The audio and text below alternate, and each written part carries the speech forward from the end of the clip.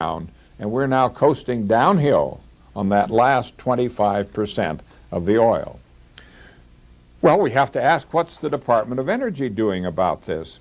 And here in 1998, we read about a new comprehensive national energy strategy, a set of policy goals that include halting the slide in U.S. oil production by the year 2005. Now ask yourself, what do you think is the chance that we can do anything more than put a little bump on the downhill side of the curve? Well, what does this mean? Let's look at the definition of modern agriculture. It's the use of land to convert petroleum into food. And we can see the end of the petroleum. Well, we have to ask about world petroleum. And in 1972, Dr. Hubbert produced this curve, and he suggested that he thought the peak of world production would occur around 1995.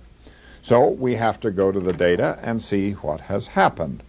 Here, again, from our Department of Energy, but this now is world oil production, and we can see a long period of steady growth of oil production. There was quite a major drop right there.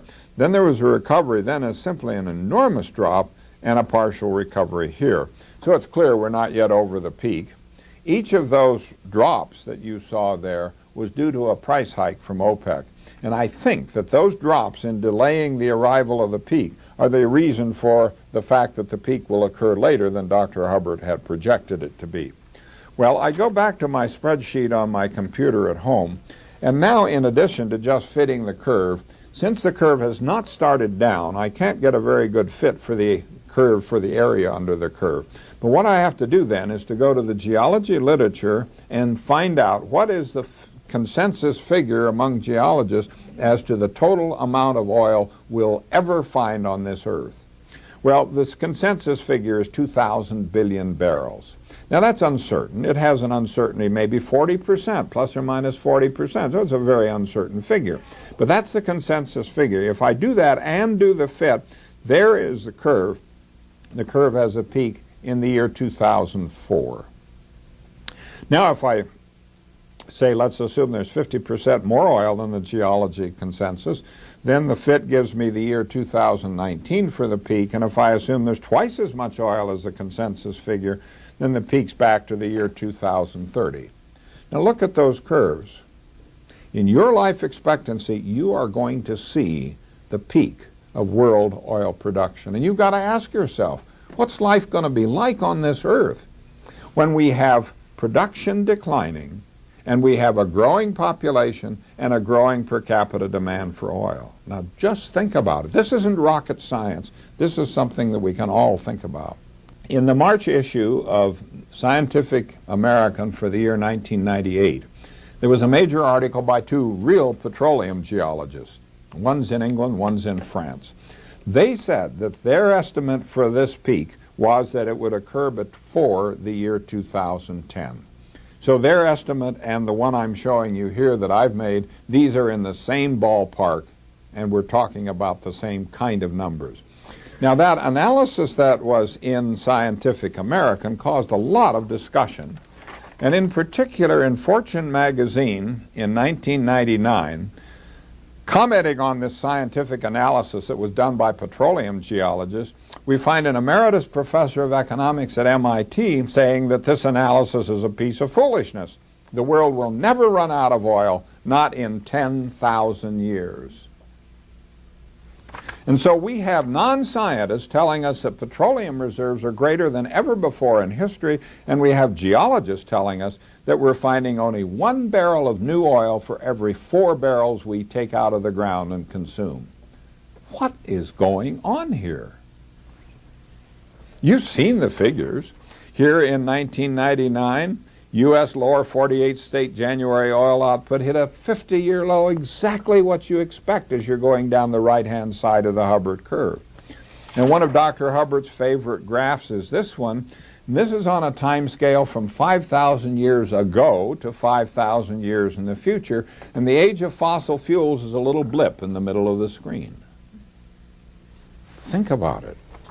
Well, we have to ask about new discoveries.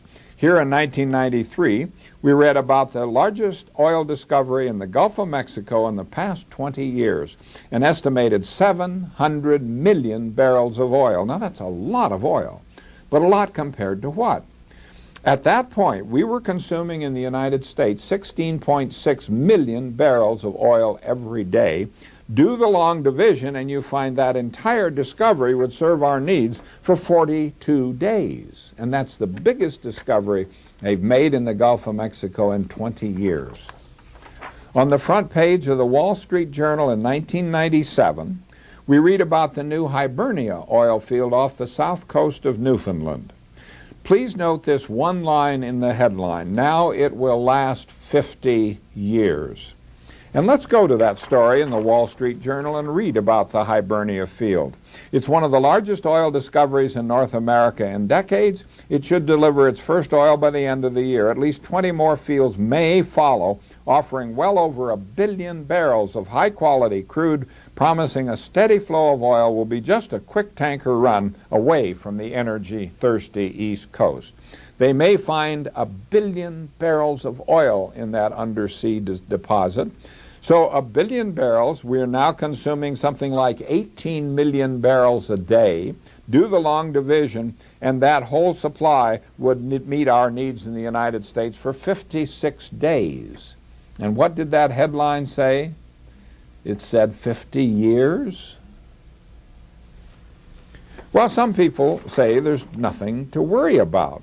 And here we have a very prominent figure who says that we should grow corn, distill it into ethanol, and we can run the entire fleet of U.S. vehicles on ethanol derived from corn. And in support of this, he says today ethanol production displaces over 43.5 million barrels of imported oil annually. Now that sounds pretty good, until you think. Now the first thing that you have to do is to ask, okay, 43.5 million, what fraction is that of the annual consumption of petroleum in vehicles in the United States? And the answer is it's 1%. You'd have to multiply corn production devoted to ethanol by a factor of 100 just to make the numbers come out right. And I've seen the suggestion that that would take all of the agricultural land in the United States. Now the second problem is it takes diesel fuel to plow the ground to plant the corn. It takes fossil fuels to make the fertilizer to make the corn grow. It takes more diesel fuel to tend the corn and to harvest the corn. It takes more energy to do the distillation. You finally get a gallon of ethanol. You will be lucky if there's as much energy in the gallon of ethanol as it took to produce it. It's a loser. Yet this guy says, don't worry, everything will be all right. Well, there's a lesson here, and the lesson is that we cannot let other people do our thinking for us.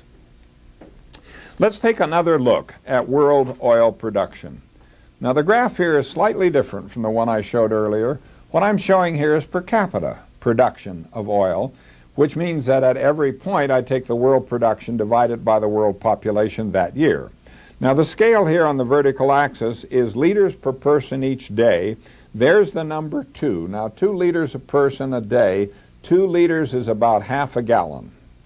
Now notice that the peak occurred in the 1970s, and it's been going downhill, and in the 1970s it was a little over 2 liters a person a day, and now it's down to about 1.7 liters per person each day. So we can say with confidence that any day that any one of us uses more than 1.7 liters of petroleum, directly or indirectly, we're using more than our share. Now what's the average consumption in the United States? And the answer is it's up around 8 liters a person a day. So think about the inequity that's represented there. Now there's something even more important in this graph. That peak in the 1970s, I think that historians in the future will look back at this peak and say